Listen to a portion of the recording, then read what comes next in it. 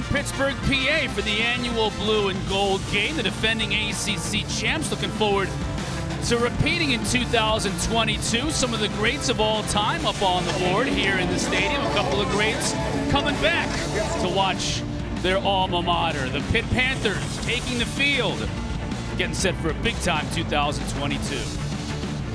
Hi, everybody. Chris Cotter alongside Rini Ngolia. And Rini, they're going to have to replace one of the greatest players of all time, and Kenny Pickett, in terms of Pitt history, one of the great quarterbacks. He's expected to be the first quarterback taken off the board in this month's NFL draft. So you think about it, how do they do that? Well, they go to the transfer portal, and who do they pick up? One of the top quarterbacks available in Keaton Slovis. Yeah, I mean, Keaton Slovis, I did a USC game last year. I was really impressed with him.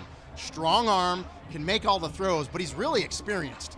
And he's surrounded by a bunch of talent here. I think this Pitt team, from top to bottom, is the most talented team Pat Narduzzi's ever had here. Speaking of Pat Narduzzi, let's send it down to the field, and Dawn Davenport standing by with the head coach. Yes, Coach, guys, talking about all the talent you have coming back. 9 starters on offense, 7 starters on defense.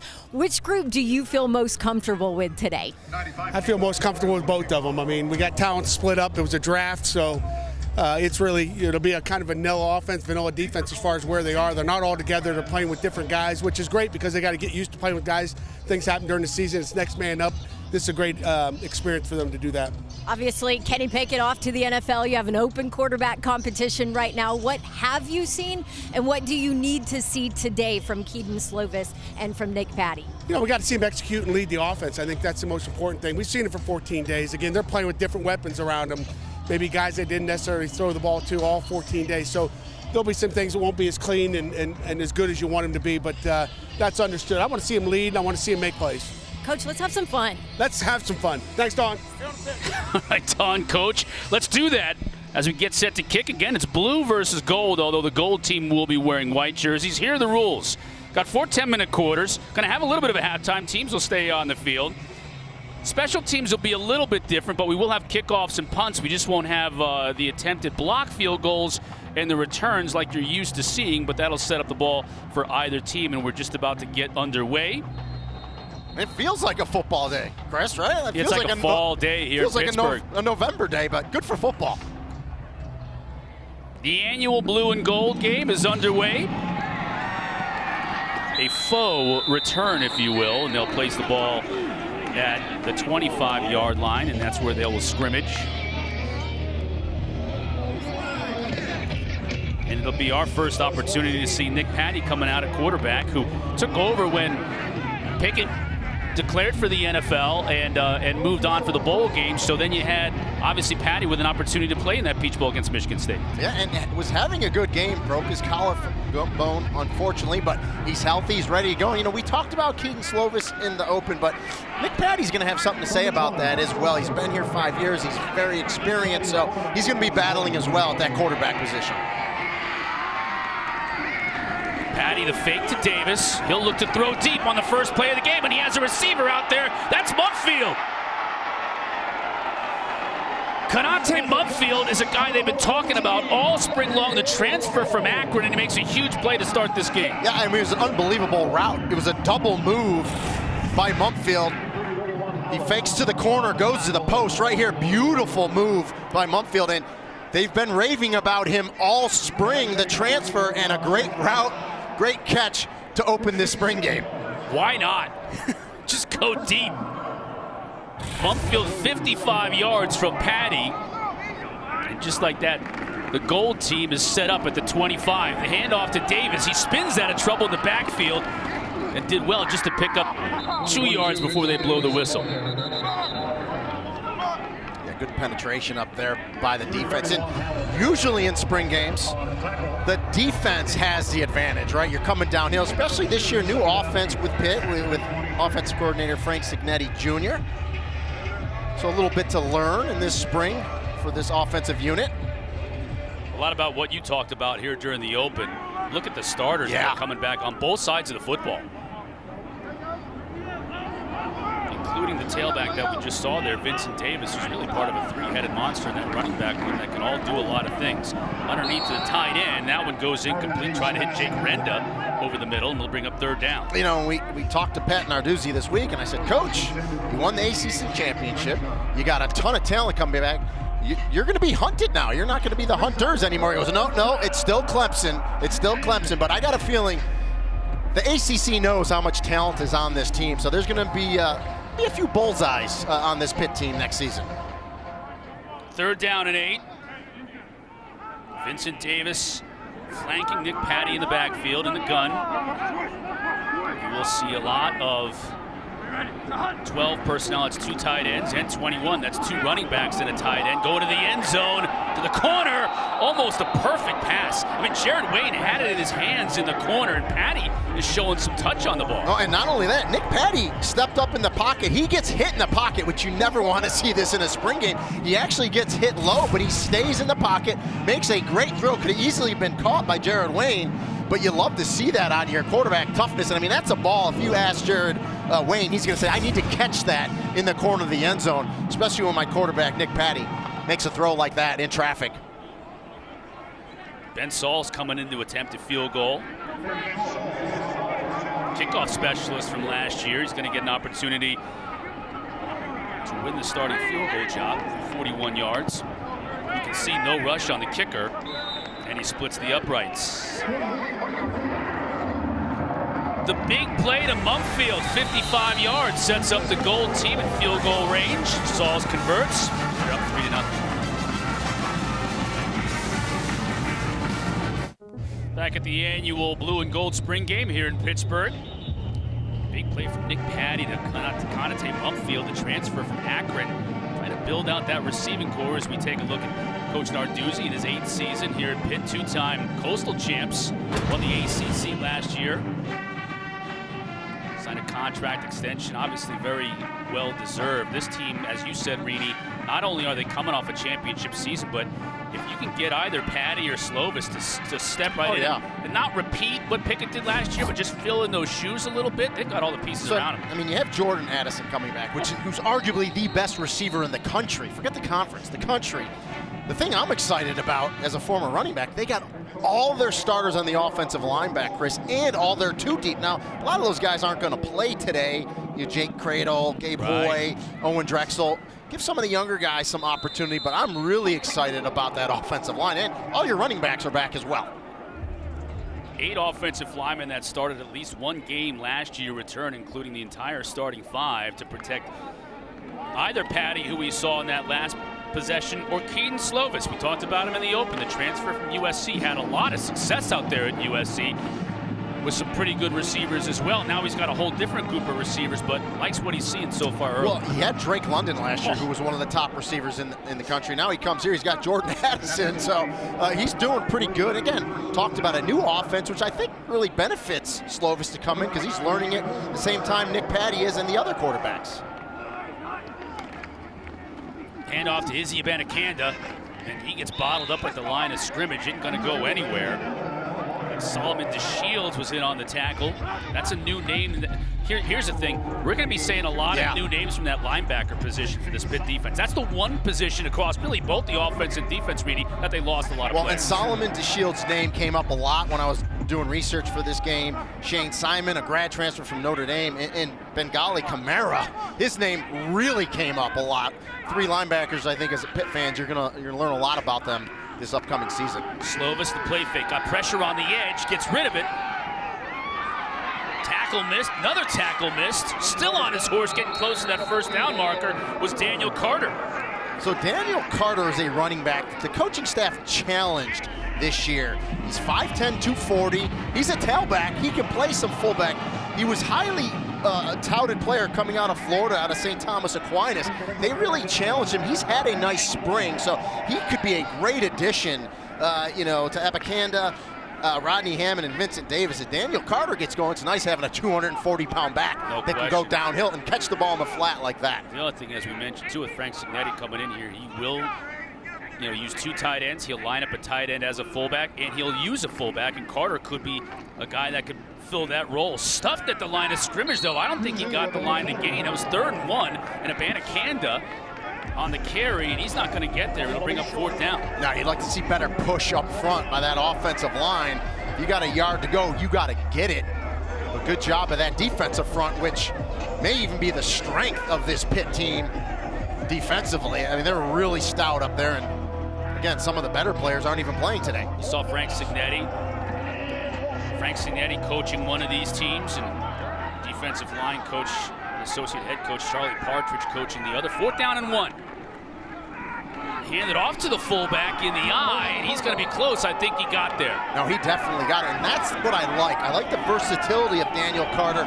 In the I formation, you can put him at that traditional fullback and say, go get me a yard on 4th and 1, 3rd and 1, and he did that. There you see the big uglies up front. Yeah. Saw Ryan Baer there.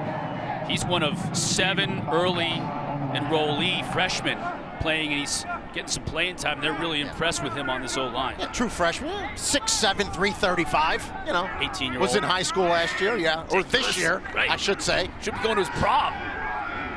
Slovis backpedaling, got it to his receiver, just couldn't make the catch. Jalen Barden. Good to see Barden back. He was injured last year.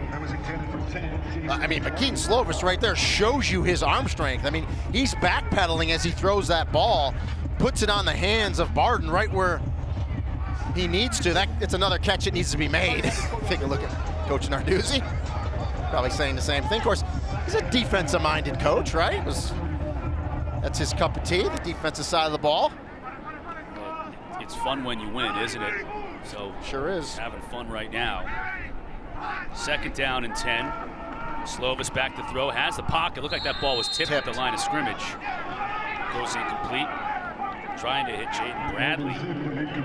See him shake that hand off. That hand got hit a little bit, but you brought up the new offensive coordinator, Frank Signetti Jr. If you're a Pitt fan, you're asking, well, what's going to be different? I do think they'll run the ball a little bit more, and you talked about that. 12 personnel, 21 personnel, 2 running backs, a tight end, 2 wide receivers. The other thing you're going to see, too, is Mark Whipple last year used to yell the plays in to Kenny Pickett. I mean, Kenny Pickett actually ran to the sideline every time, so that's going to go away. Yeah, this team will huddle. Yes. I know an old school running back like you loves to see that. Now that's probably a sack, and they're going to blow it dead. That's a nice pass, though. Even though they're going to blow this one dead, John Morgan's going to get credit for the sack. Slovis put that one right on the money, the Barton. And Slovis is saying, listen, I stepped up in the pocket. They weren't going to get me, but you can see a nice throw. But getting back to what you said, I love huddling. I mean, it's a lost art. Slow the game down a little bit. You know who else likes it? The offensive lineman. But we'll take a look at Slovis here. Yeah.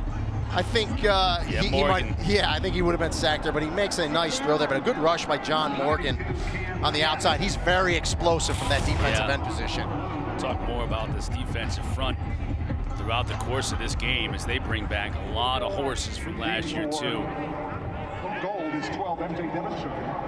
Forcing the punt.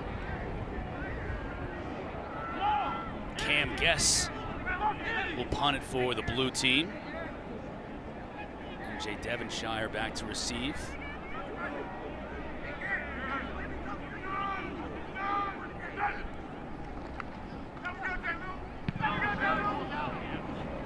Good punt from Guess. Devonshire, his own 30. And that's where they'll spot it when we come back. Opportunity to see Nick Patty once again, and this gold team up 3-0. Gold team with an early 3-0 lead here in the blue and gold spring game at Heinz Field. Don Davenport's down on the sideline. Don, what are you checking out? Hey guys, yeah, you were talking about Keaton Slovis. Wasn't recruited by any coaches on this staff. I talked to him. He didn't have any personal relationships with any coaches, but he told me that the fun was missing from football for him last year. This opportunity was all about changing that, and it was all about fit for him. Said there were plenty of other places with maybe some enticing potential NIL deals, but that just wasn't important for him. He wanted to come somewhere where he had a chance to win a national title. He looked at this roster and felt like this was a place to do it. Gavin Thompson on the receiving end.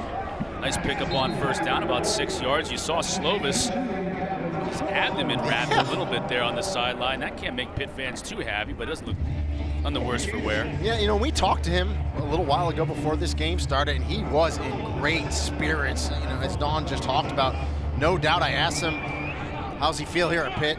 He believes he made the right choice, and he's really happy to be here. Davis squirts out of a tackle. Nice move at midfield. Gets into blue territory and down at about the 45-yard line. Okay, Vincent Davis. This guy, 5'8", 175 pounds listed. But this guy has a strong lower body. He looks like a scat back if you look at him coming off the bus. He's a lot more than that. Well, he's got the 5'8" in there with the 175. Strong lower body, great footwork. Of course, he's a Florida kid, right? From Fort Lauderdale, so he's got that speed and shiftiness. And again, in the return game, Vincent Davis is great as well. Another catch by Mumfield. You know, you got this, as much as they brought back a lot of players too, and obviously when you talk about... They added some great players. Addison, and then we saw Jared Wayne as well. Those are the two big receivers that they bring back. Addison in the slot, and Wayne's the big guy on the outside. But they lost Jacques Louis. They lost players like Trey Tipton, Tasir Mack, Lucas Kroll, the tight end. So they got to find pass catchers out there. Mumfield, they feel like he's going to be a big contributor in this fall. Downfield, tried to find Jared Wayne, just couldn't hook up. That's the second time they've been real close, he and Patty. And you just mentioned it, college football with the transfer portal, it's kind of crazy. And this was kind of like a trade because Jacques Louis, the receiver last year at Pitt, transferred to Akron. Pitt gets Nate Mumfield, he goes by Nante, and he was second team All-MAC last year. So it's kind of like a trade. He comes to Pitt, Louis goes to Akron. It's crazy. Hey guys, I got a funny story about Mumfield too. The Pitt strength coaches claim that they can tell how athletic a guy is just by the way he walks. And the first day he walked into practice, the Pitt strength crew was like, oh wait, watch this guy. Sure enough, he answered that. That's gonna be a sack, no question about that. Right, isn't it that they say if you're pigeon-toed, you've got more athleticism? Yeah. If you're duck-footed like me, you got no shot? Well, and the thing with Mumfield is, you look at his size, 6'1", 180. The first thing I notice is how long he is, his length. Really long arms, athletic. It helps him go up, high point the ball, make all those tough catches, and he's going to be a spectacular addition to this Pitt offense. Put him on one side, put Wayne on the other in his 6'3" frame, and then you have the best slot receiver in the country coming back in the Blitnikoff Award winner in the form of Jordan Addison, who we may not see a whole lot of today. I would not anticipate Obviously, coaches know what they got in him.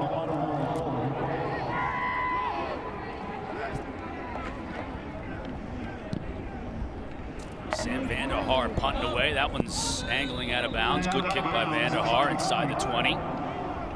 Blue will take over. Pitt coming off a season in which they won the ACC title and they hammered Wake Forest in the title game, 11-2 in the regular season. Had the shocking upset loss to Western Michigan early, and maybe that helped them kind of get them on the right path. But the offense was phenomenal. Defense, you know, Kenny Pickett, obviously, the 42 touchdown passes was ridiculous, and he was so accurate and had the fantastic receivers. Defensively for this team, there was sort of like a big play defense in the passing game, right? Had a lot of sacks, had a lot of interceptions, but gave up a lot of big plays as well. Man, they gave up a lot of big plays in that Western Michigan game you just talked about. And I'm with you, Chris. I think that kind of woke them up early and got them going. But the one thing, we talk about the talent coming back, a lot of guys come back in the secondary. And so I think that year of experience from playing last year, good spring here, they're going to be a much improved unit next season. They were great against the run, caused a lot of turnovers, tons of sacks, as they do every year. That defensive front gets a ton of sacks. But to your point, they just gave up too many big plays. So if you can eliminate some of those big plays, I mean, I think of some of the games, that Western Michigan game, the Miami loss here. Yeah. When Tyler Van Dyke went off against them in that game, and you tighten up some of those big plays against you, and suddenly now with this offense and all the pieces coming back, and either Slovis or Patty, you're a formidable bunch. And I would really think the secondary during practice, when you have to go up against a Jordan Addison, a Jared Wayne, a Nante Mumfield now, that is only going to make you better, right? You just can't get beat over the top and give up those big plays in the secondary. All right, 3rd and 1 for this blue team. Gold defense again trying to bear down.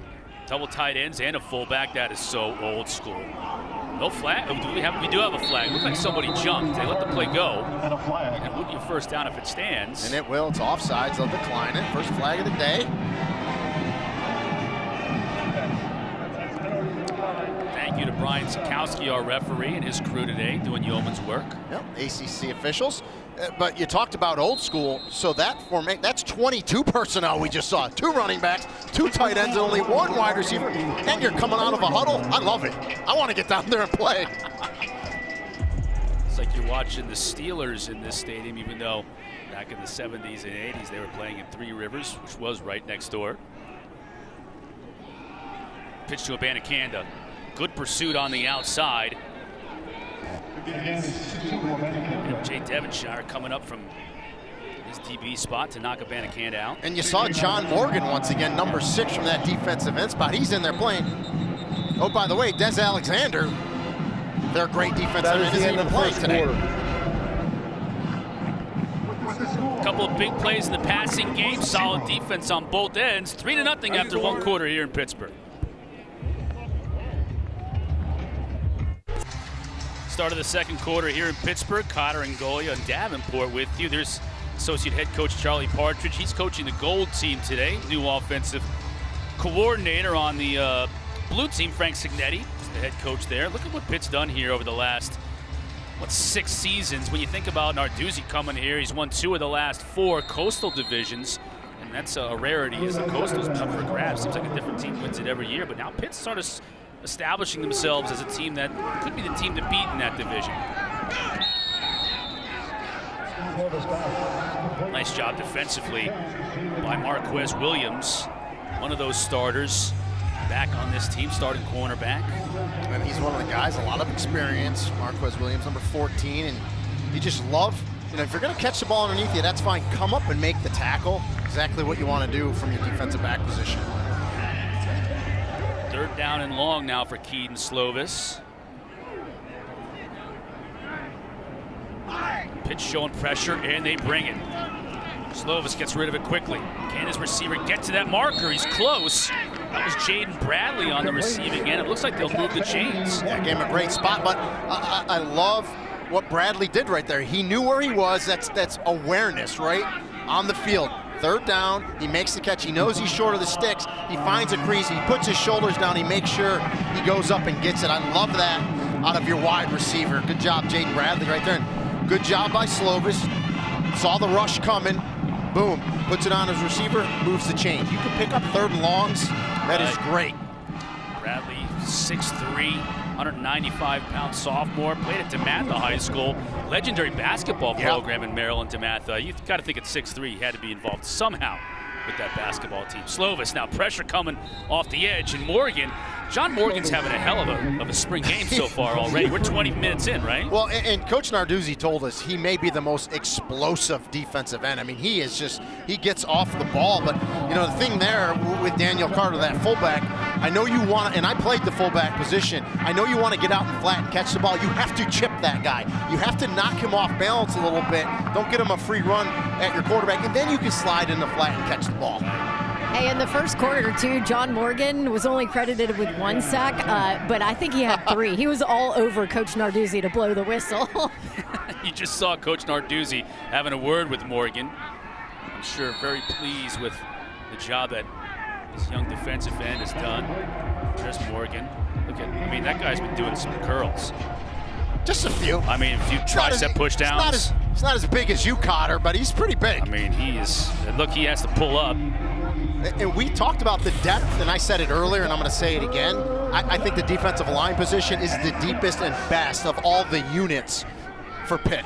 Might not even see Deslin Alexander today. Yes. He got hurt in last year's spring game, and Coach says, I'm just going to give that. I know what I'm getting from that guy. Picked off. What an interception.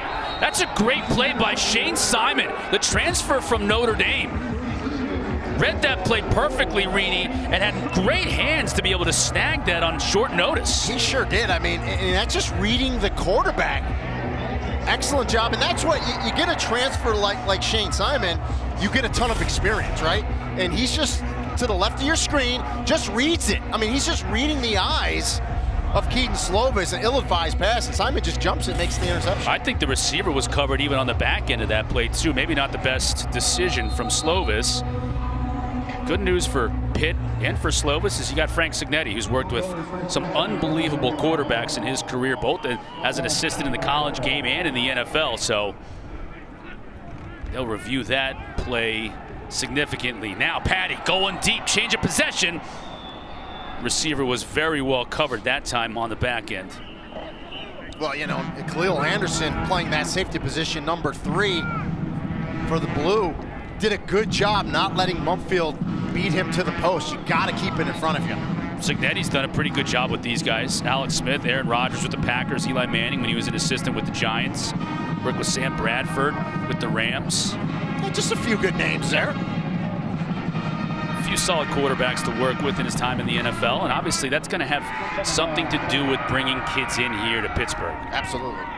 Yeah, when you get experience like that and get coached up with someone like Frank Signetti Jr. at that quarterback position, it's a big deal. Right out of his break, Wayne wasn't expecting it. Patty put it right on the numbers, and Wayne couldn't bring it in. And you'll see that a lot in the spring, especially with a new offense, timing on those out routes and just, you know, getting better and better. And that's what, you know, coaches love the spring 15 practices, getting that timing down, and hopefully it bleeds right in and gets better when you get to fall camp. Gold team trying to convert their first third down of the day. Now 3rd and 10 on this drive. Vincent Davis in the backfield. Pressure coming up the middle. They got him. Kalijah Cansey. I don't know how much we'll see of Kalijah Cansey today either, because that dude is a sack machine. You know he's going to get a lot of these next fall. Yeah, that might be it for Cansey coming, you know, right up the middle. Just so strong. And you already talked. Des Alexander's not playing today. They're great defensive end. Tyler Bentley, 92, who's supposed to start for them, he's not playing. He tweaked his ankle, so you got a ton of really good players, starters that aren't even playing today. But Cansey says, let me get mine a little bit. A lot of playing time too. Devin Danielson has experience. Haba Baldonado, plenty of experience. Deion Hayes. Punter can't handle the snap, but picks it up. And Vander Haar will blow it dead at that spot. And that's where the blue team will take over when we come back. Pitt's annual gold and blue game here at Heinz Field. Second quarter here from Heinz Field. Gold team with a 3-0 lead over the blue team. And we talked about the linebacker spot being a spot where you're going to have to find some replacements for a lot of talent that is no longer here. That's the one area defensively where you really need some help. Servassier Dennis is back, though. And he is was a real bright spot last year and continues to be one of the leaders on this team. Don Davenport has more. Yes, Coach has said he's one of the smartest players on the roster. Wasn't even on Coach's radar in high school. A 2-star kid out of Syracuse. Coach was recruiting someone else at his high school in 2019, and when Servassier ran into him and introduced himself, he said, Coach said, okay, you want to go to Pitt? Can you dunk? How athletic are you? He said, actually, I have some video on my phone. Coach showed him the video of him dunking over defense. 2 people. 5-yard penalty. How about that? Yes, he happened to have it on his phone. The rest was history. He signed in February of 2019, so this was a late get too. All because Coach said, I don't know, can you dunk? Show me something. And sure enough, there you go. And he has just been huge for this defense. I worked the Virginia Pitt game last year. He got hurt early in that game. They moved him over to Mike linebacker last year, and the difference defensively without him on the field was so evident. You see how important he is for that unit. Yeah, he was a quarterback for his football team at Christian Brothers outside of Syracuse, and played basketball, played lacrosse up there as well. So multifaceted athlete. Man, when you talk about a linebacking crew with Cam Bright, John Patrician, Wendell Davis, Chase Pine, Phil Campbell, all gone from last year's team. So a lot is on his shoulders right now, leading that group. Well, and he's a great guy to kind of anchor it down, right? And you see that. I mean, that's 6'1", 230. He's dunking over people. Great athlete, very strong. Can play the mic, as Dawn said, but you can move him around. But the additions that we talked about, Bengali Kamara stepping up, Shane Simon from Notre Dame, and Solomon DeShields, I think, surrounding Servassier Dennis. Yeah. I think this group's going to be okay. I actually, for 2 seconds, I have Servassier here. There we go. I just showed the video that we talked about it last year of you dunking that you showed Coach during your recruiting trip. Kind of take us through how you ended up at Pitt. Yeah, it's actually a wild story. So Coach Dudes was actually in my school not looking for me. And my coach went up to him and was like, I actually have a player for you. This is his name, Servacier Dennis. He watched my film, watched my tape, and it was like, he's pretty athletic. Can he dunk? And at the time, I'm only like 200 pounds, 205. I'm like, yeah, coach, I could dunk. And I showed him me dunking over 2 people. I just showed that video, so everybody got to see it. You just happen to have it on your phone, huh? And look what it's turned into now. Here, you're the senior, you're the guy on this defense with a lot of holes to fill at your position. How has this unit looked this spring? This unit has looked good. The guys, as you see, Shane just got a pick. They're picking up the concept well. This is a great defense to play in, especially for a downhill athletic linebacker, and which we have all across the board. So I'm really excited to play with these guys and get after it. The mentality of this group, reigning ACC champions, you guys feel like the target's on your back now? Definitely, but we're not worried about that. We're worried about ourselves and trying to be better than last year and better each day. So that's what we're really focused on. Okay, last thing I'm going to ask you, because everybody wants to talk about the quarterback competition. So you're on the other side of the ball. What have you seen from those two? Both guys are great, but I actually have a secret for you guys. Kenny Pickett is coming back. Yeah, as he's interviewing with teams right now, right? Definitely. But no, these guys, they played amazing football. They're picking up the new offense well. And it's an exciting battle. I just can't wait to see what we put out there first on September 3rd. Look forward to seeing you play next year. Thanks, Servacier. Thank you. That's outstanding. Yeah, Kenny Pickett, rumor is he might be meeting with the Carolina Panthers this weekend while he's not here. And the Panthers have the 6th overall pick. Everybody thinks that Pickett is the most ready quarterback in the draft, and the Panthers need a quarterback. So you're looking, Falcons are right behind them. There are several teams that might be looking at a QB, and he could go as high as 6th overall. Yeah, and I agree. He is the most NFL-ready quarterback. It was crazy. They made a big deal about his hand size. I mean, come on, guys. He can hold the ball. He can throw it. Really experienced. He's going to be the first quarterback off the board. From the 19. A lot of the thinking is, too, next year's draft class is more quarterback heavy than this year's. So it could benefit a guy like Pickett in the fact that, you know, if a team needs a quarterback right now, he could be the guy. A lot of excitement in the draft coming up at the end of this month. Beautiful pass and almost brought in from Barton.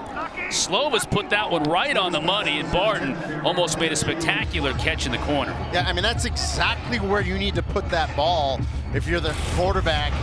Outside and away, where either your receiver catches it or no one does. And this is a beautiful ball, tight spiral, drops it in there into the bucket, and Barton just can't hold on. I mean, that is exactly where you got to put that football. So both quarterbacks today, they've made some nice throws. Yeah, both of them. Both in the corner of the end zone right there. One from Patty, and then that one from Slovis. 2nd down and 10. Slovis has the pocket. Good defensive play over the middle that time. Solomon DeShields on the tight end made a nice play. Yeah, and that's Gavin Bartholomew, 86, the tight end. Very high on him. He's a really good tight end. Did a lot last year. They're expecting big things out of him this season. Only a sophomore, too. And that's a ball, I mean, you know, Gavin's going to say, I need to catch it, but, you know, good defense underneath by Solomon DeShields to get that inside hand up there, get in the way of the tight end, and that ball goes incomplete. All right, 3rd and 10 here. Another good situation to put these quarterbacks in. Because you got to think with this defense, they love to apply pressure. Look at the way they're standing up on the defensive front. They bring just 4 of those, stunting all over the place. Slovis flushed out of the pocket and put it where only his receiver could come up with it, but he couldn't. Marquez Williams defending, and he'll bring up 4th down. And we talked about it earlier, you know, the one group defensively, the secondary, right? And kind of challenged them, and they're looking pretty good today. Yeah, nice play by Williams to knock it away. Pitt was able to bring pressure too, bring in just 4. You saw Slovis talking to Abanikanda as they walked to the sideline. Maybe some confusion or straightening some protections up. But I like how Slovis moved out of the pocket. He shows you he's got good footwork. He can get throws off, keep the play alive, extending the play. Sam Scarton on this field goal attempt for 37 yards and just wide left. Scarton, the primary field goal kicker last year, is wide left. Gold continues to lead 3-0. Pittsburgh game here at Heinz Field. Man, we are right in the middle of spring football season. I mean, we are in the thick of things. 4 more games next Saturday. Start with Miami spring game at noon Eastern, then Wake Forest. Lots expected from the Deacs. Virginia Tech, and then we're going to cap the day with Duke's blue and white game at Brooks Field at Wallace Wade Stadium. It's your chance to get a look at all of these teams as they prepare for what they hope is a promising 2022. Watch out for teams at the top of that bracket right there. Miami and Wake Forest next year. Tyler Van Dyke, I saw him on this field. That was really his coming out party last year. And Mario Cristobal comes home, so I can't wait to see what he does at the U. Hartman's back at Wake Forest. That's crazy because they got a lot of talent around him too. Now Patty back in quarterback, hands it off to the big fullback Carter.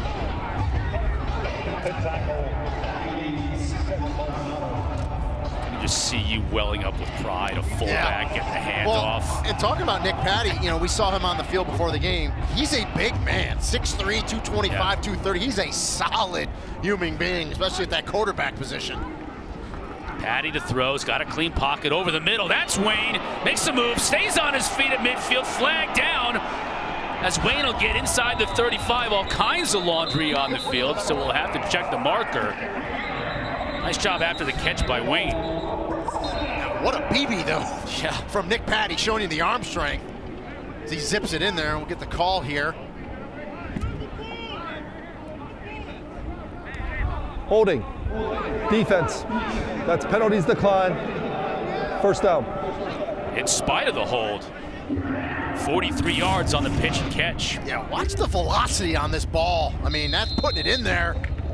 Excellent job. Jared Wayne makes the catch with his hands and reverses out and gets yards after the catch. He's kind of got a little sidearm. Look at his delivery here.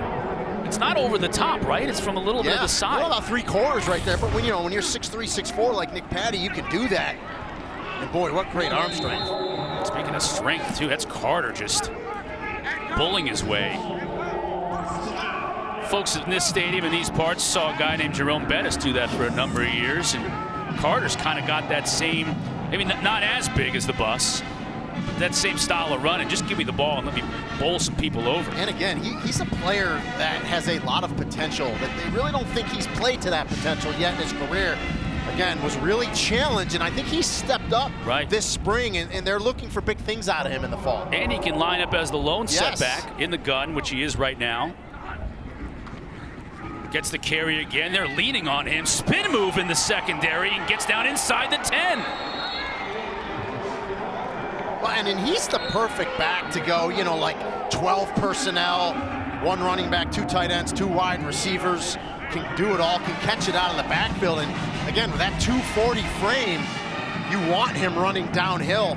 He looks good. How nice is it the days of spread offenses that you have a 240-pound running back that you can power it in when you need to, inside the 10-yard line?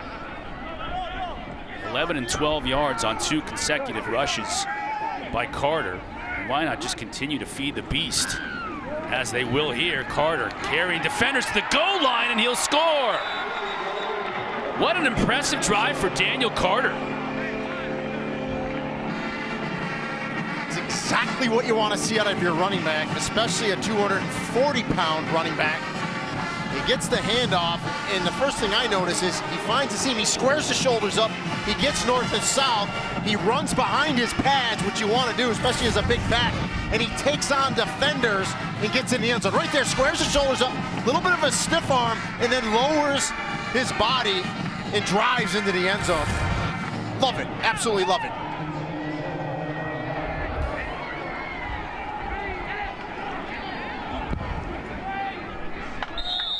That was a total spring game tackle attempt by Haba Baldonado, too, wasn't it? That was like, I touched you, so you're down. The stiff arm went out there, but Baldonado was like, I'm gonna... Still a great run, though. Right. Doesn't diminish Baldonado it. didn't want to climb on his back and I drive him to the turf. Maybe Baldonado didn't want a piece of a 240-pound running back. I don't know. Let's not forget, when he was in Italy, Baldonado was training to be an MMA fighter as a teenager. I mean, there's no doubt about that. 4 carries for 37 yards and the score on that drive. There's Baldonado.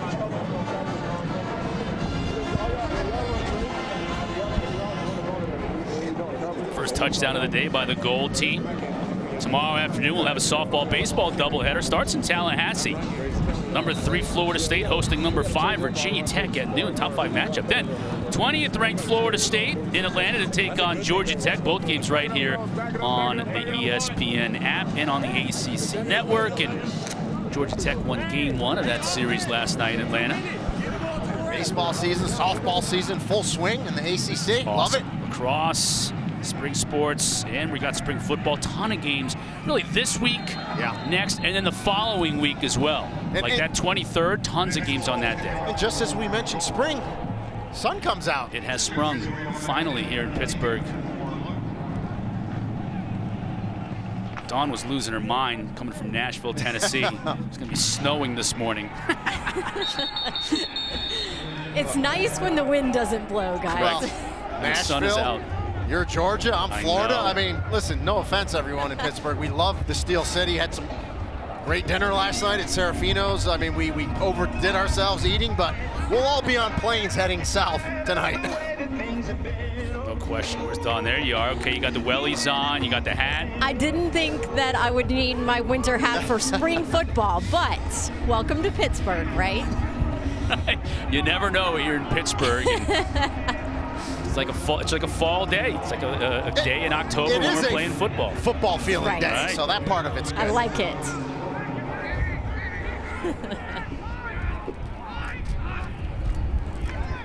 Angelo Priori now at tailback. Slovis. They're going to blow this one dead. They're going to give him a sack. Morgan again. And he's just so fast off the edge. I mean, it's hard to control him with those guns. Yeah, expect John Morgan to make a lot of plays next year for this team. How do you block this defensive front? Deslin Alexander, Kalijah Cansey, John Morgan, throwing Haba on the edge, an athlete that can give you some pressure on the edge on the other side. And you talked about in the middle, Deion Hayes is a player that they said has shown great improvement in the middle. So again, the defensive line, and that's the unit Charlie Partridge coaches, they're stacked. That is the end of the second quarter. Morgan with 4 tackles and a couple of sacks in that first half. So he's had an impressive run here as we've reached the half of our game. Again, we'll take a 10-minute break here at halftime, and then we're going to crank it up in the second half. You know, to me, Morgan has been the most, the most explosive player defensively, and then, offensively, you got to give it to Daniel Carter. Those are the 2 guys to me that have stood out for this Pitt team.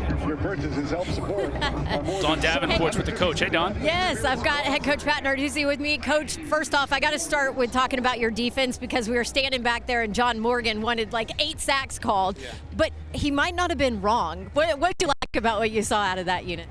Again, both defenses have been solid today. John Morgan's had a great spring, and he's hard to block. And the spring games are always tough because your offensive line is split up and different matchups. So, but John's a great player that ran a naked one time. He wants to say he got another one down here. You can't give them all to him, right? You got to pick and choose. Got to keep him working, right? Offensively, other side of the ball, obviously, everybody wants to talk about your quarterback competition. What did you see out of both guys in that first half? You know what? I'll go. Shane Simon had a nice interception. Slovis threw an interception early on a 3-step. And, he just did a great job at buzzing the flat, which is what we coach him. So great play by Shane Simon.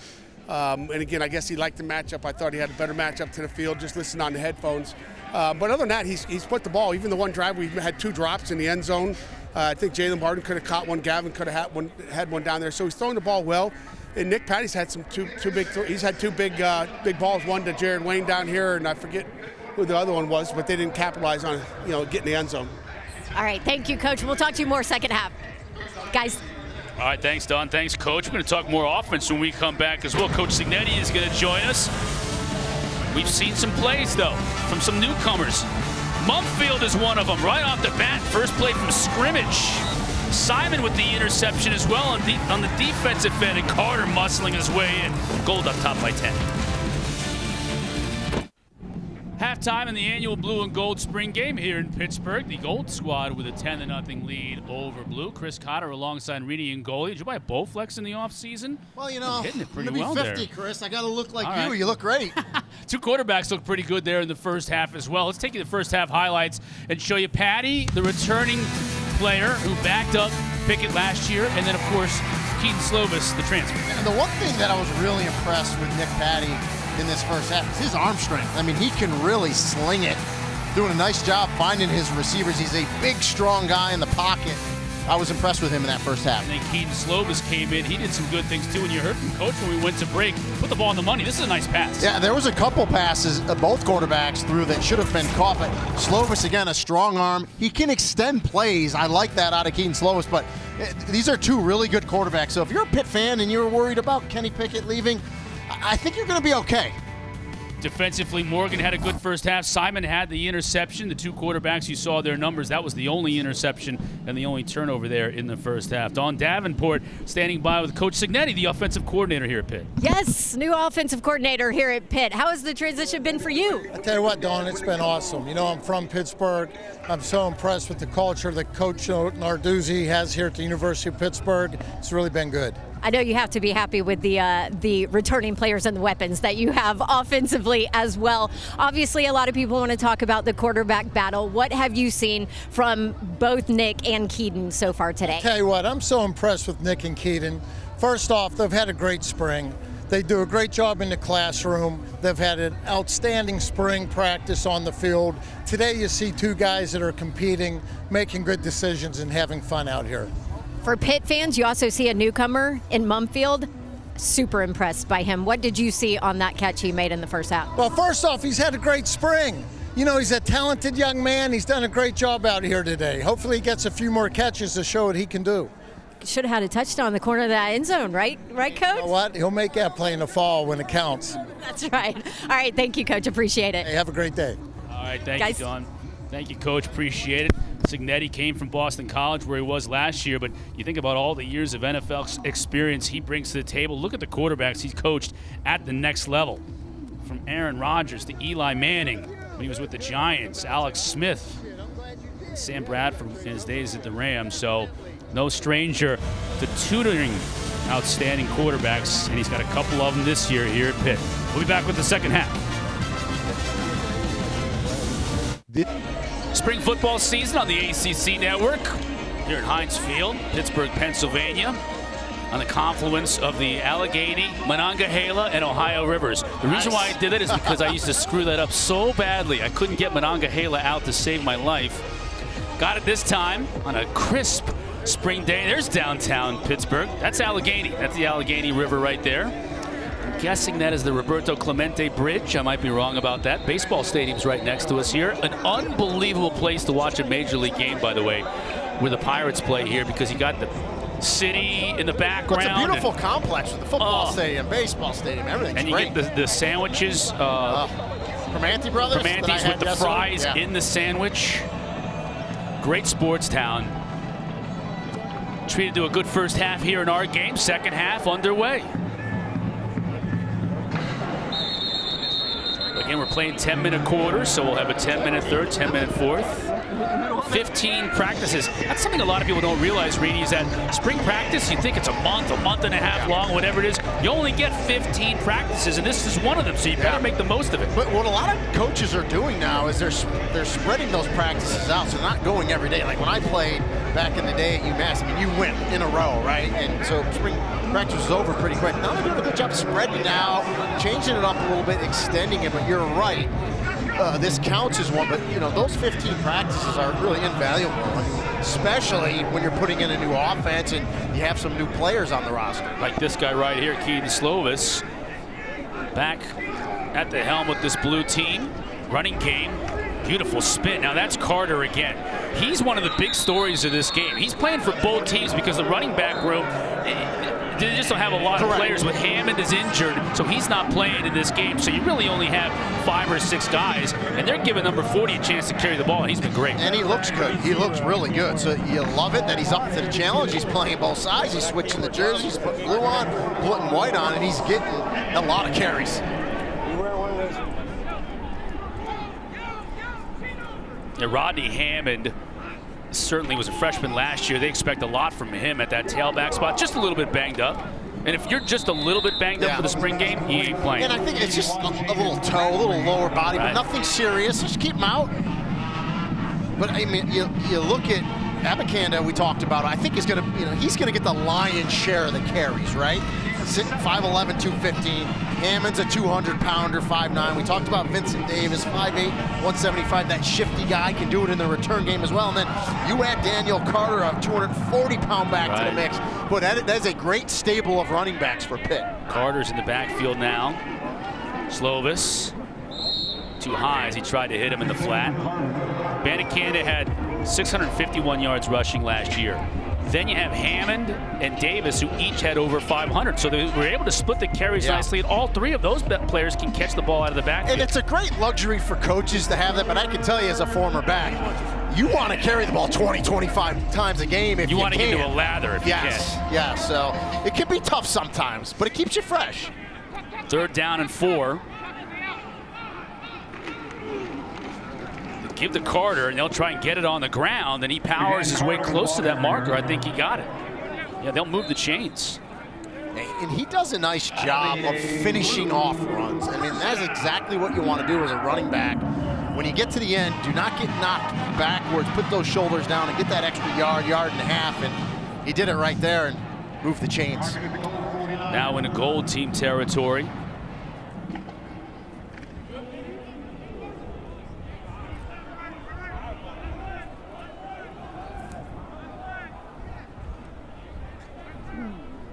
Walk on Angelo Priori now in a tailback. Slovis under center, fakes it to Priori, he'll look to throw. Play blown dead as David Green was held mercilessly on that play. I was thinking the same thing. I was waiting for the flag because it was a real bad hold, but instead, referee Brian Sikowski just says, I'm just going to blow it dead. That's it. But, you know, Coach Narduzzi brought up a great point when Dawn interviewed him earlier.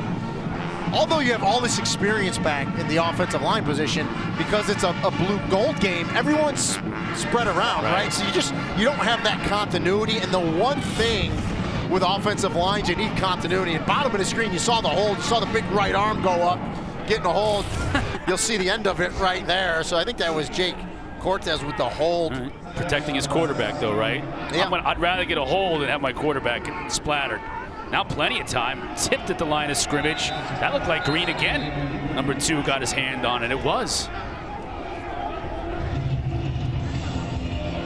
And Slovis has had a couple balls tipped today, so something obviously that you got to work on. And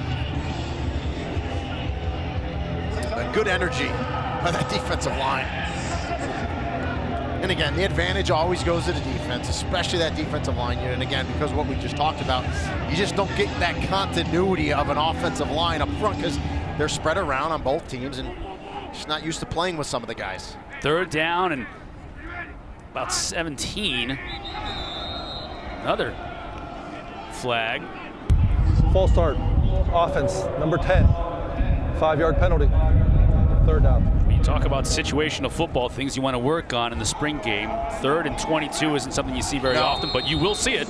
And it always drives you nuts when a wide receiver has a false start, because even if you forget the count, just watch. You're going to get off a little later, but just watch. No reason to be have a false start out there. And Jalen Barnes saying, I'm going deep on this play. I need to get every split second I can. Instead, they give it to Priori, try and bounce it outside, and he just has nowhere to go. Safe play on 3rd and long, and they'll punt it away and play field position. Yeah, and you saw Shane Simon, 32 again, inside out, coming from that linebacker position, getting to the running back for the tackle. First look for many Pitt fans of that young man right there, number 32 in a Pitt uniform. Was injured last year, so only played 1 game for Notre Dame last year. And really, was a really high-level recruit, really, coming out of high school, and just never really fit with that defensive scheme there at Notre Dame, where they wanted to make him a hybrid safety, linebacker, kind of that rover, and it just never fit for him. And maybe this will be a great fit for him here at Pittsburgh. And he was a U.S. Army All-American player coming out, as you said, highly recruited, and I think he's going to be a great addition. I believe, Cotter, he's got 2 years of eligibility. Yeah, I think he has 2 years left.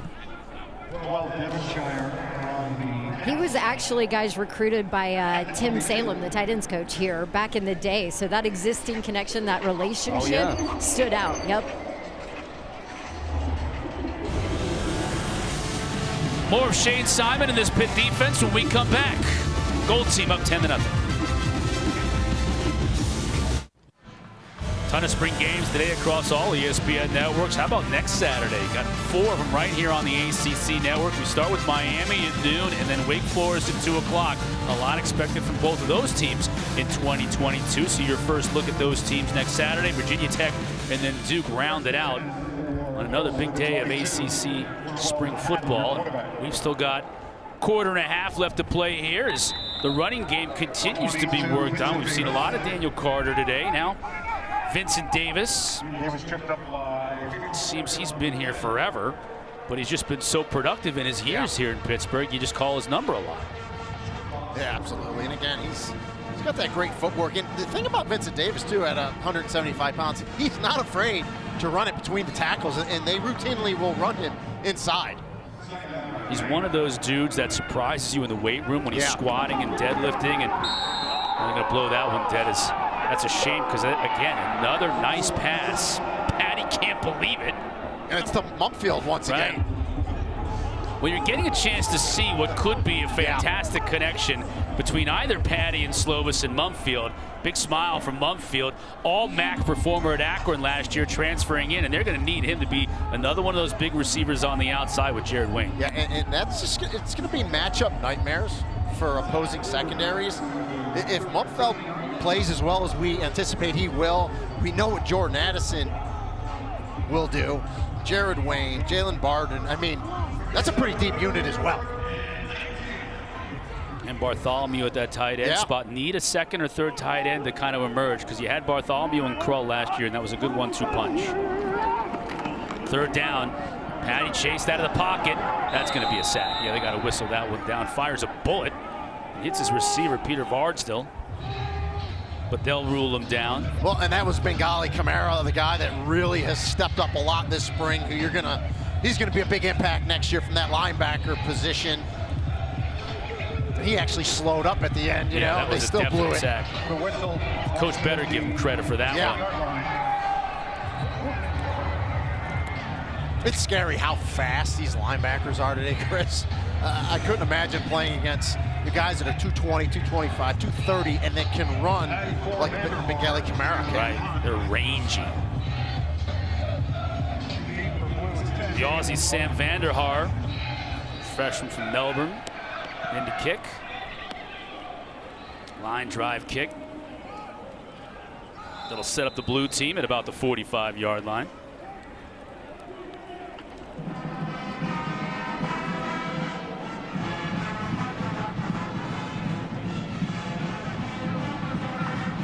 Still seeing Keaton Slovis directing this team. Yeah, guys, this will be his last series. By the way, it's hailing right now. Come on. Little pellets of hail. Yes. You're a trooper, Don. You said you brought your hat. Did you bring your crash lid, your helmet? She's got the boots, right? Don, you're good. You're tough. Sleeting. Sorry, not hail. I guess that's it's a big difference. Sleeting and hailing. It's easy for us to say here under the cover of the roof. Right. Well, I wasn't going to say that, and I have a jacket on. And, you know, we're the softest two in the entire stadium. Not to rub it in, they have a little heater underneath the booth for us. I probably shouldn't have told people that. Say that to Dawn right now. It is what it is. Already angry with us enough. Hey, I'm a Floridian. My blood has thinned from moving from the Northeast. So final opportunity here to see Keaton Slovis in this spring game on this drive. Carter fumbles the football and just has to fall on it. Couldn't get the exchange right. That'll bring up 3rd down and 8. It almost looked like they were doing a little zone read there. Right. Keaton wanted to keep it. Daniel Carter said, no, I'm keeping it. So that's something just with reps, right? That pocket that you got to put the football in and just working with your running backs. You're going to see it. He puts it in there. It's just a little high. And it did, to me, look like Keaton Slovis tried to pull it. Right. So 3rd and 8. Gold shows pressure, but they back out. Bring just 4. Almost intercepted and absolutely should have been picked by Devonshire. He might have been gone, too, if he'd have picked that one off. And Devonshire, talking to Pat Narduzzi, he's one of the players that's been really impressive this spring. They like him, and He just sits on that route and jumps it, and that's one where, here's the deal, and I've said it a couple times today, defense has the advantage. The defense knows the routes the receivers are going to run, but you still got to defend them. But they're doing a nice job, and that's one where Keaton Slovis just can't throw that ball. You got to see Devonshire there, that he's able to jump it. The only thing he did wrong was he didn't catch it. Now he's back to receive this punt. 12, Devonshire drops deep.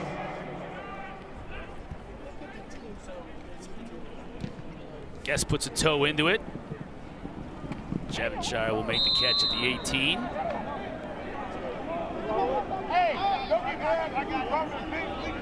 So that may be the end of Keaton Slovis' day. Let's see if Patty comes out for this series. It looks like it's going to be Joey Yellen. Veteran who played last year some. Kid who transferred in from Arizona State. He's a high-level recruit. Went to the Sun Devils, played a very little bit in Arizona State before transferring here to Pitt. 6'3", 220 pounds, so he's a big kid in the pocket.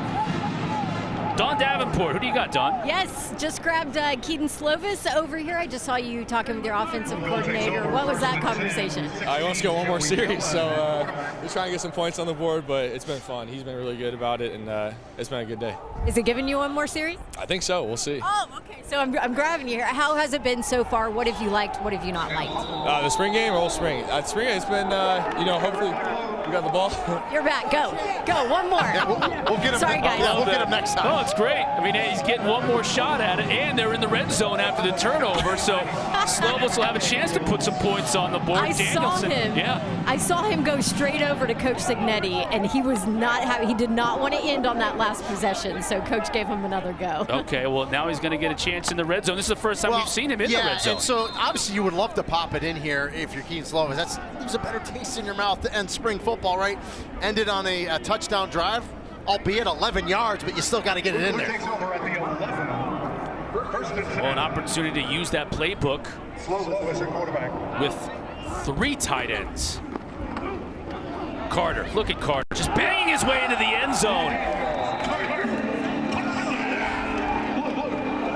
Well, he's serving notice today, Reedy, that it's not just the big 3 carrying the football in this backfield. He needs to be part of it. Well, I want you to notice the footwork. So he bends it backside, and then he's shifty enough, even at 240, to maneuver his way. And watch right here, back door. That's the cut. Beautiful. Good block up front. And then the shiftiness for a 240-pound back to get in the end zone. And yeah, we're seeing it all today out of the offense of Frank Signetti. You talked about it, 3 tight ends. That was 13 personnel, 1 back, 3 tight ends, and 1 wide receiver. Seeing a lot of different personnel groupings today offensively. Scarton with the PAT. Blue team turns the turnover into points, down 3 here in the 3rd quarter. In Heinz Field, the annual Gold and Blue game. New York Life's product isn't something you can touch or click on. It's 12,000 experts there to guide you through life's biggest moments. This is our product. This is what we do. G-Defy. We believe in a better way and a better shoe. We believe that no one should be kept on the sidelines, so we focused on shoes designed to prevent and relieve pain, where your knees don't hurt, your back doesn't ache, and your feet don't throb. G-Defy. Technology so advanced it's clinically demonstrated to relieve pain, so you can live a more active life. Take them for a test run and feel the difference for yourself. gdefy.com/TV. ED is difficult for me and for my partner. Through HIMSS, I can message a licensed provider about clinically proven ED treatments. Like the generic form of Viagra, which is backed by a 60-day money-back guarantee. Then HIMSS ships discreetly to my door for free. I never knew it could be this easy to get my confidence back. Now we can both count on a great experience every time. Love your results or your money back when you go to forhims.com. You pop them in, you go to bed, and they do all the work. Straighten your teeth while you sleep with Smile Direct Club Nighttime Aligners. They don't interfere with your daily lifestyle at all. Choose easy. Choose Smile. Get started for free at SmileDirectClub.com. 10-7, blue team on the board thanks to a handoff by Keaton Slovis to his running back. And Don, now I think Keaton's day is done. Your day is done now, right? We're not sure. We'll see. I'm on call right now. I'm on call. There you go. All right, let's kind of go back to how would you assess what you were able to do today? We try to strip back the offense a bit. Again, I'm just proud of what we've done all spring. We had a really good spring, built a new offense, doing a lot of good things. Again, we'd like to see us score some more points, but again, it's not going to happen for you every time. I know I had talked to you earlier this week. You talked about this offense, how much you like it. It fits your style. Kind of describe to maybe Pitt fans what this offense is all about. Yeah, I mean, you have an NFL offense coordinator, so he's been around the best guys in the world who can throw a football and play the game the right way. And again, that's what we're going to try to do. We're going to try to have a really efficient passing game. We're going to get the ball quick to our playmakers, and we're going to run the ball really well. And that starts up front. Those guys are doing a great job. And Sig always talks about get those guys going, get that run game going. You talk about that. That's something that Pitt football hasn't been all about maybe in the last couple of years. What have you seen from these running backs here today in the spring? They've been great. They put together a lot of good plays. Again, you have to complement each other. If you can run the ball really well, it makes the passing game a lot easier and vice versa. So, again, if we can kind of complement each other, getting the right looks, it's going to make my job a lot easier. I talked a little bit earlier about your decision to come here to Pittsburgh, but in your own words, why was it the right fit? Everything. The culture, Coach Narduzzi, what he's building, the teammates, the people here. And we've amassed so much talent here, and I want to be a part of that. I want to win a championship, and this is the best opportunity to do it. So this was my favorite thing that you told me. You likened Jordan Addison to having a new car, where you push it, right? And you tinker with it. Just kind of talk about him as a talent and what you've seen from him. He's so talented, and he's so fast and can. Great ball skills. So again, I can just push it out there and see how far he can run. Usually outruns my arm. So again, that's what I kind of mess with is how far can I push it. Awesome. Thanks, Keaton. Appreciate the time. Appreciate it. I appreciate that. And Slovis's day, it looks like it may be done, but we may see him. I don't know. We're seeing Joey Yellen right now, who's taking over for Nick Patty. Yellen cocks it. Couldn't find his receiver over the middle. That was intended for Gavin Thompson was the intended receiver. Just getting back to Keaton Slovis real quick. There's no doubt in my mind, number 3, Jordan Addison, had something to do with picking Pitt, because when you have a receiver that good, arguably the best in the nation, you get a chance to go there and throw balls to him. I think that might influence your decision just a bit. Addison not really playing a whole lot today. Why would he play? You know what you're going to get out of him, the Biletnikoff winner. So some other receivers getting an opportunity to show what they can do with these two quarterbacks. 3 of them now with Yellen getting some playing time.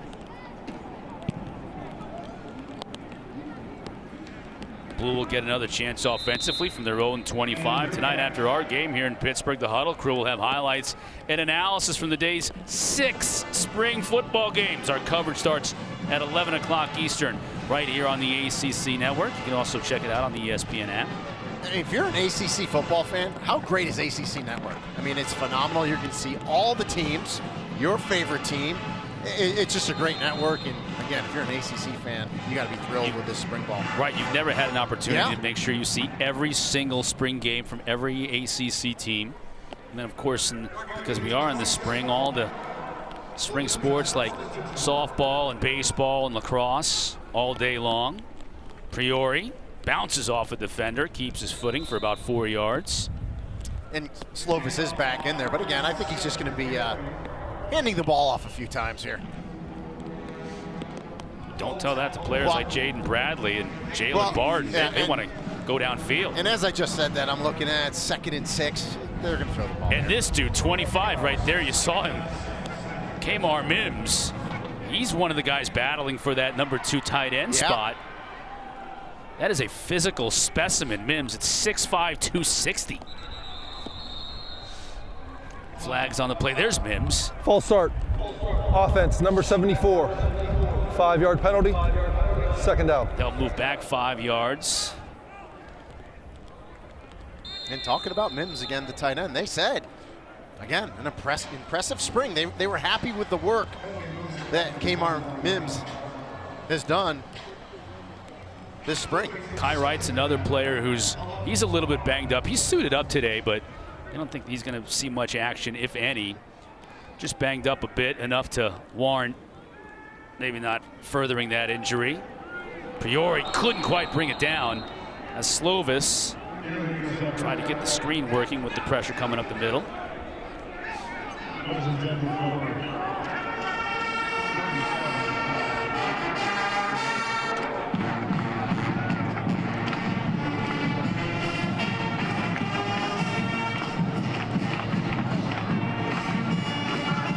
Final 7 seconds of this third quarter. 3rd and 11, so Slovis trying to convert. Pitch showing pressure. Can they back out and bring just 4? Hits his receiver over the middle. Fumble on the play. It looked like Bradley was not going to quite get to the sticks anyway. Would have brought up 4th down. Well, you love the effort by Bradley. He took a big hit there, and the ball definitely came out. The Shields once again in the middle of that That mix. is the end of the third quarter. See that hit once again as the quarter ends, but let's check it out. Good zip by Slovis to get it in there. Nice job by Javon McIntyre to dislodge that ball. He knows it. Yeah, and that's what you want. Looked like Junko may have gotten in there to recover the fumble. It'll be 4th down for the blue team when we come back, trailing the Gold by 3 as we start the 4th quarter. Start of the 4th quarter here at Heinz Field. Reedy Ngolia, Don Davenport, Chris Cotter with you. We're at Heinz Field, which is where Pitt is going to spend a good portion of the first part of their schedule in 2022, as you can see. And they started off with the backyard brawl. First time in 10 years they'll play West Virginia, and they'll play them here. It's, I think, 4 times now they've got them on the schedule, home and home, and they start against them here at Heinz Field. So a rivalry game right off the bat. Yeah, great start of the season. Then you get Tennessee and Western Michigan, who beat them last year. So a chance to avenge that loss. So great first 3 games if you're a Pitt fan, for sure. An opening ACC play here on this very field on October 1st against Georgia Tech.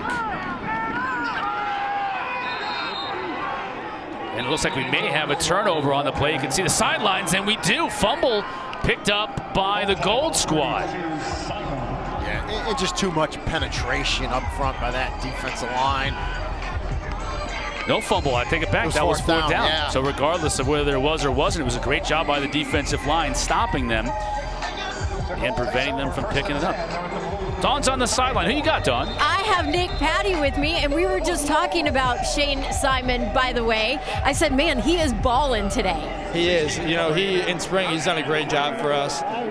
You know, he came in mid-year, and he just excelled for us. And I actually have known Shane for a while. We were on the same AAU basketball team together.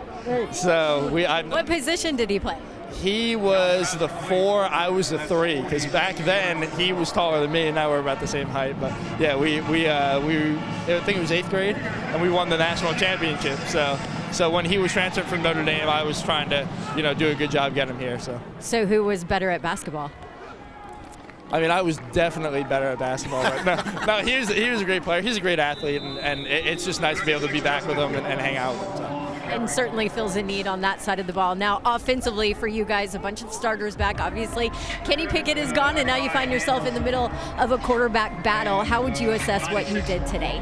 I think we just did a good job as an offense today, really. You know, the spring game is always tough. You know, you don't want to show everything that you got, and you kind of try and, you know, dumb it down a little bit. And also you have some guys that really haven't played much, you know, gotten a lot of reps in spring, and now they're tossed in with the first group.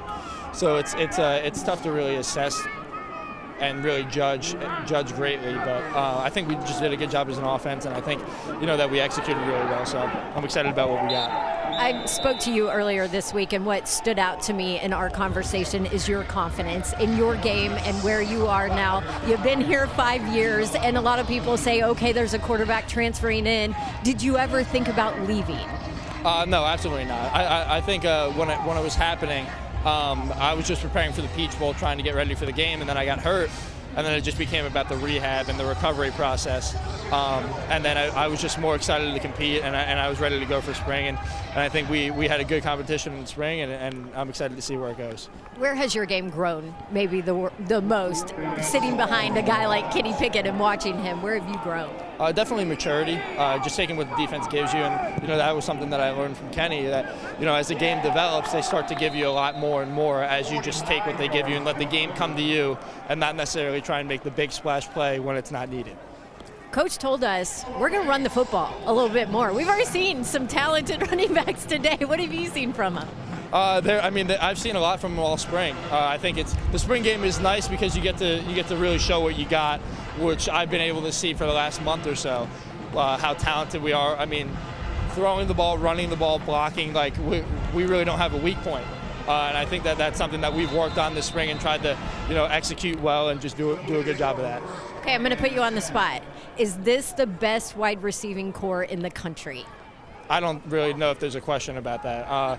We have the best receiver in the country coming back for another year.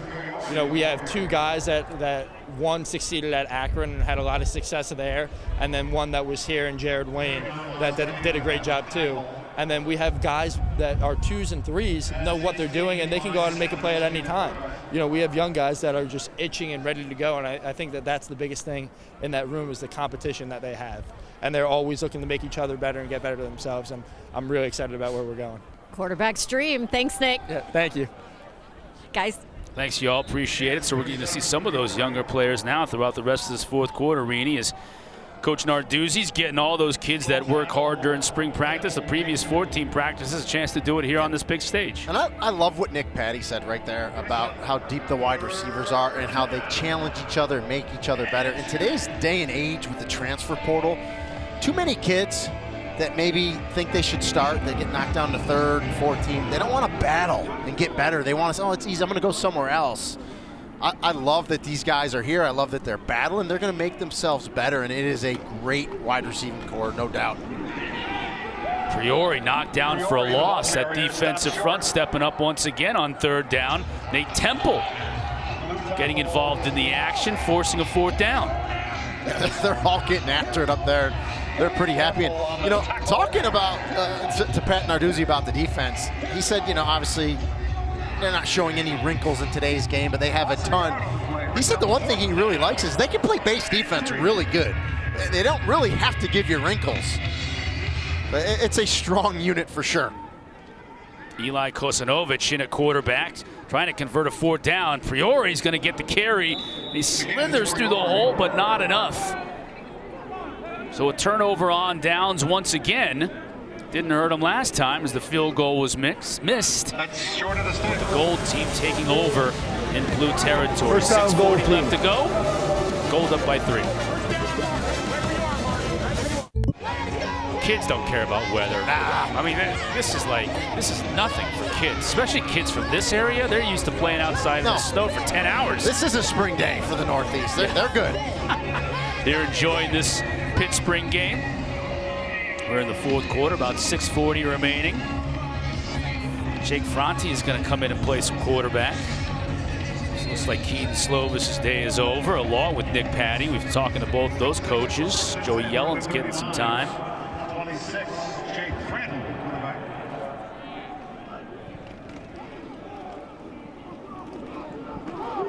Ooh, big hit. 36, That time, Justin Cullens along the right side. Dante Caputo, boy, he came up and laid the wood right there. Yeah, there's Caputo. He's like, I'm going to get in and get some hits in. That's how you get to come down Blood Alley there from the safety position. That local kid from right around the corner here, redshirt junior. Call it 2, 2nd down. Pick up a 2 by Cullens.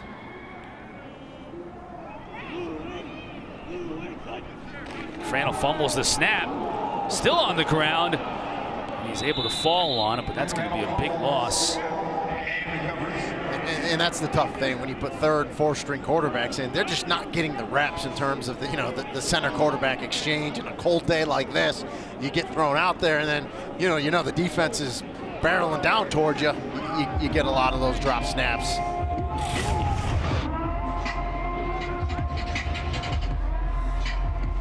Did a nice job of jumping back on the ball, though. That can be tough, especially when the defense is swarming all over you. And Kamara wants to take that to the house. Bengali Kamara.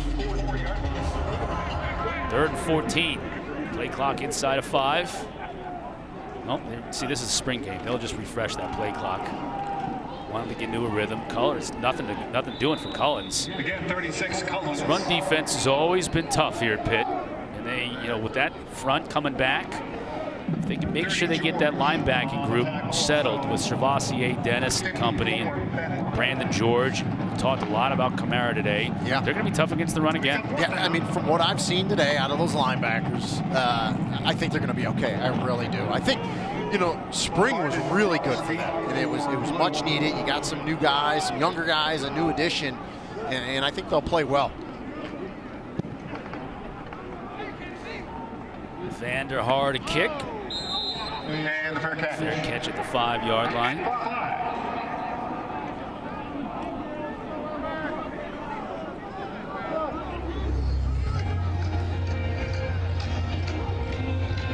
Here are Conway Award winners. That's the award given by this football team to the most improved players in the spring.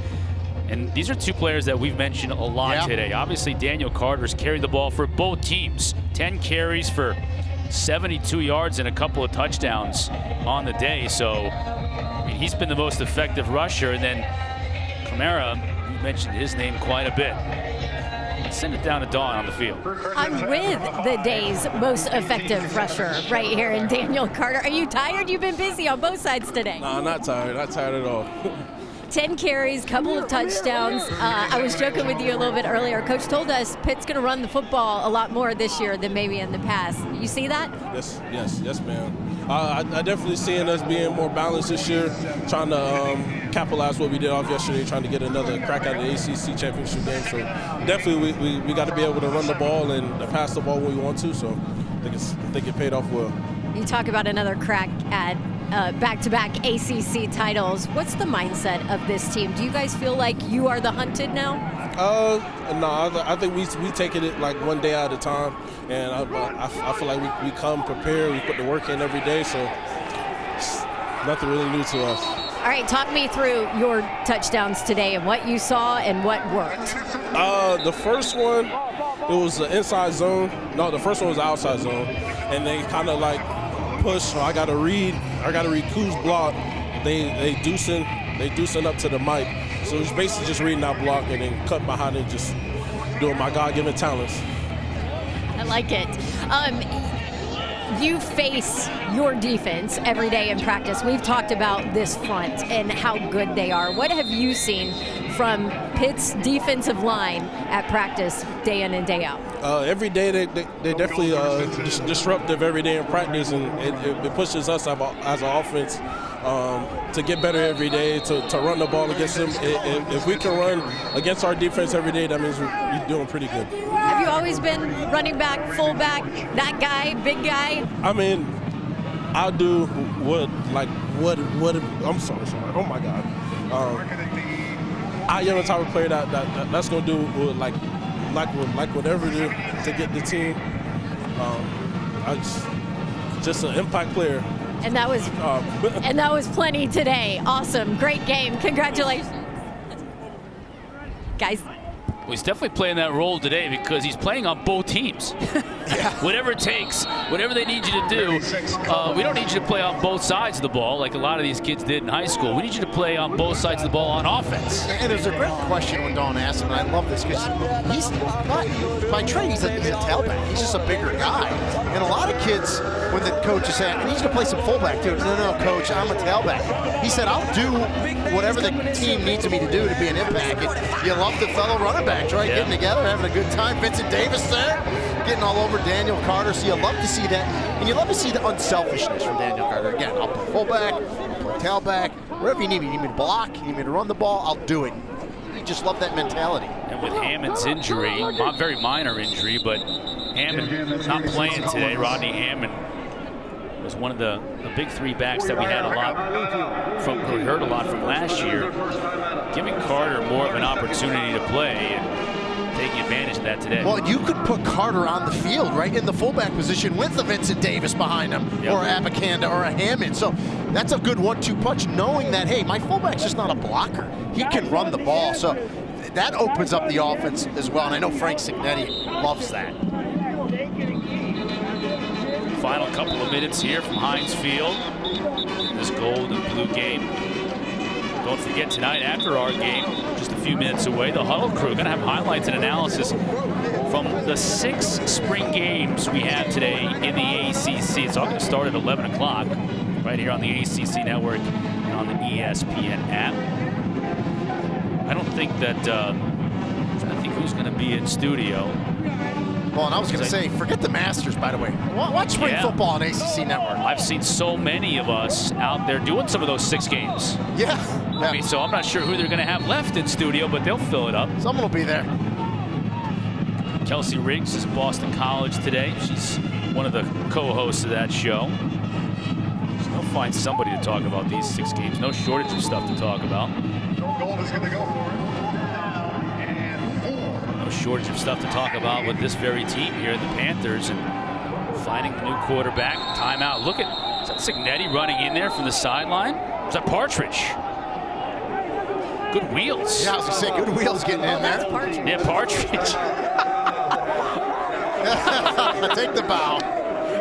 Taekwon Underwood said, man, you're as fast as I am. New receivers coach.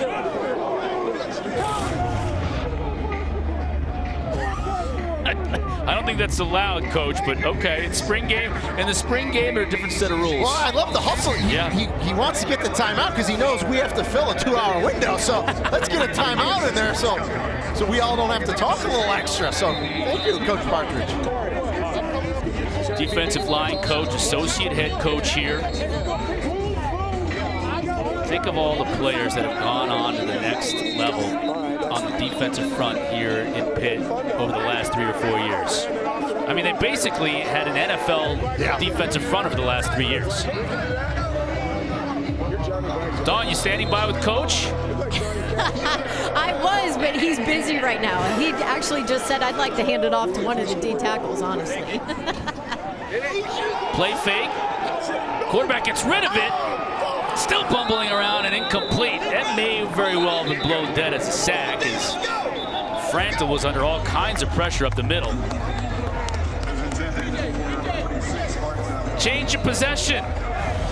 Gold leads by 3. Final couple of minutes here from Heinz.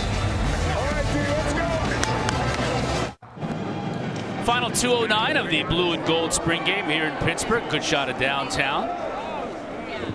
Kyler, Reedy, and Goya, and Dawn Davenport. I can tell you, the last couple falls we've come here in Pittsburgh, COVID and the shutdowns and whatnot, and people not coming back downtown, Reedy, really had an impact, I think, on this city. And it's so great to be back here and to see everything livening up and everything opening up again downtown, because it really is a great city to visit.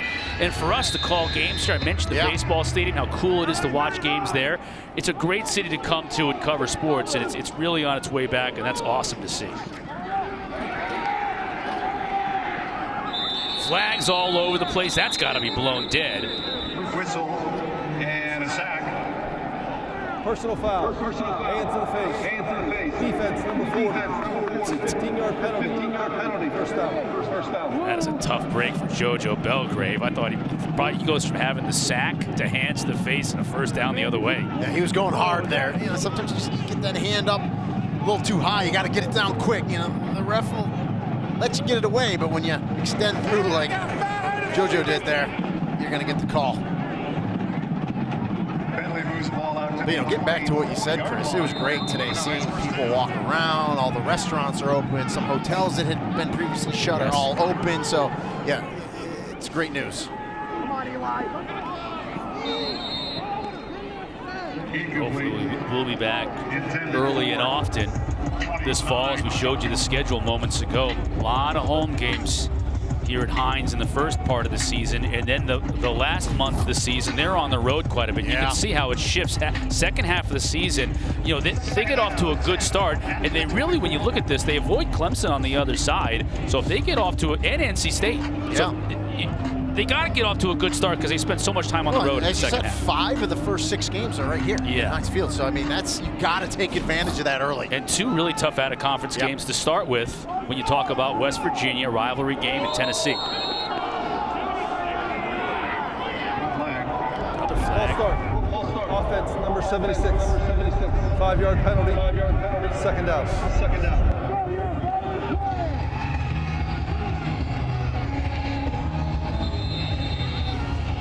Salva's one of those players who got a start last year. 8 different offensive linemen started at least one game last year, coming back.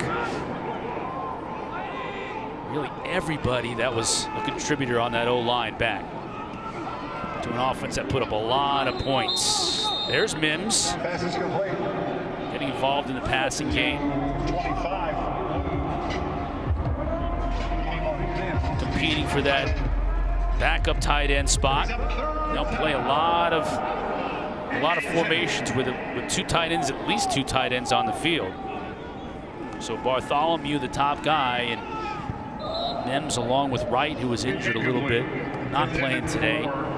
Certainly among those who will have an opportunity to play. Jake Renda's another one that Coach talked about, has had a good spring in that tight end spot. And that's a position, I think, again, in this new offense of Frank Cimetti's, that it's going to be a valuable position, not only finding the matchups to catch the ball, but kind of old school tight end, hand on the ground, be able to block and release, do it all. They got some big body tight ends that can do that.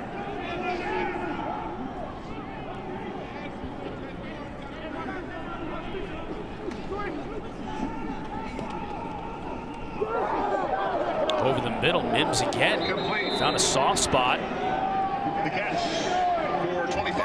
Kosanovic with the strike, with the chains. No 220-pound, hybrid tight ends on this roster. Mims is 260. Kai Wright, who's not playing today, 265. Bartholomew, 260. I mean, these are your grandparents' tight ends. These are big tight ends. Mims is a ridiculously big dude lumbering down the sideline. Kosanovic tried to hit a receiver who was held. No call.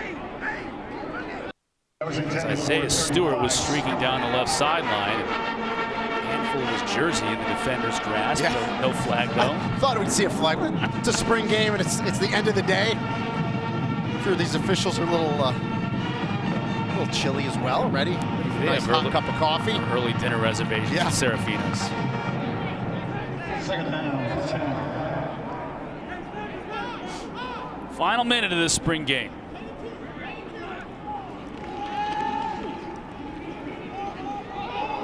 Mims pulls it in. You see the sideline, they know he might have been rumbling and bumbling and stumbling for a score if he catches it initially, but at least he made the catch. Well, that's what the big tight end was thinking. I'm going to score a touchdown. He's thinking about running the ball before he secures it. He almost drops it, but he's athletic enough to at least secure the ball. So wide open. Kosanovic with pressure up the middle. Again trying to get it to Stewart. Contact down the field. Flag remains in the pockets of the officials. Well, that's Crumply, 24 there on the outside. He's banging the receiver going down the sideline. He's like, if they're not going to call it, I'm going to be physical. I actually love to see that out of your young defensive backs. Be physical, be tough on the outside. Stewart saying, what do I got to do? Getting open, wrestling down the field. Final 30 seconds. Kosanovic trying to make something happen in the pocket. Steps up, over the middle, too high. Stewart, the intended receiver. It was a good route by Stewart. Stewart right in the middle. He sat down nice, just a little too high for Kosanovic.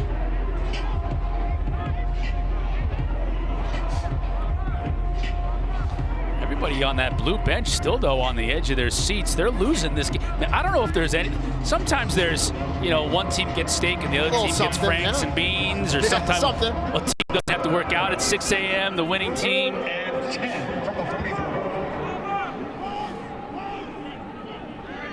What do you got, Dawn? I got head coach Pat Narduzzi. Wait, there's only 19 seconds left, Coach. We'll just, we're good. Hey, you did tell us that we were going to see more out of the run game, and I feel like Daniel Carter gave us a nice glimpse of that. What impressed you the most about his performance? Daniel Carter's played that way all spring. He's plays with a low center of gravity. He's physical. He gets he slurs through for a big guy. So I was happy with what he did. I was happy that people could see what he's done all spring. Defensively, what did you learn about that unit this spring and here today? We've got a pretty deep unit over there. Our defense is pretty good. I'm happy with a lot of the guys on, I guess the whole defense. I mean, we really got 2 deep guys over there that can help us win a game next year. So I'm excited about our depth. Offensively, new offensive coordinator, installing a new offense. I know it was vanilla today, but did you get a glimpse of what it will be next year? Yeah, I did. I mean, when we get our, offense line together and everybody's playing together, I feel good, really good with where we are coming into it. I wasn't really happy with our kicking game, to be honest with you. When you look at, I was happy with the offense, defense. We're going to kick a field goal here now. What's the score here? We got 10-7. We're trying to tie it up. We're going to go spring game tied with 3 seconds to go. I mean, can it get any better than this from the end zone? But and our starting kicker's up, so we'll find out what he's got. What have we got? A 30, 46, 56 yarder. It's a long one. 56. No good. Oh, that's why you can't call it early. So, again, it's been a great spring, and we're just happy to get it over with. We stayed healthy today. That's the main thing. Thank you, Coach. Thanks for the access. Thanks. You got it.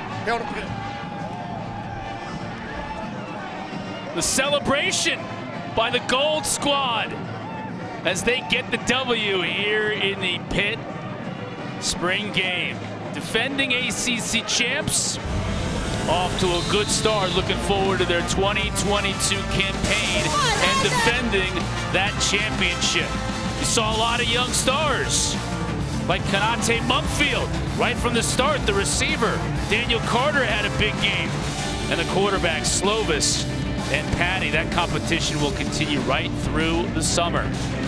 For Rini Ngolia, Dawn Davenport, I'm Chris Cotter. Thanks for watching, everybody. The Huddle is coming up next.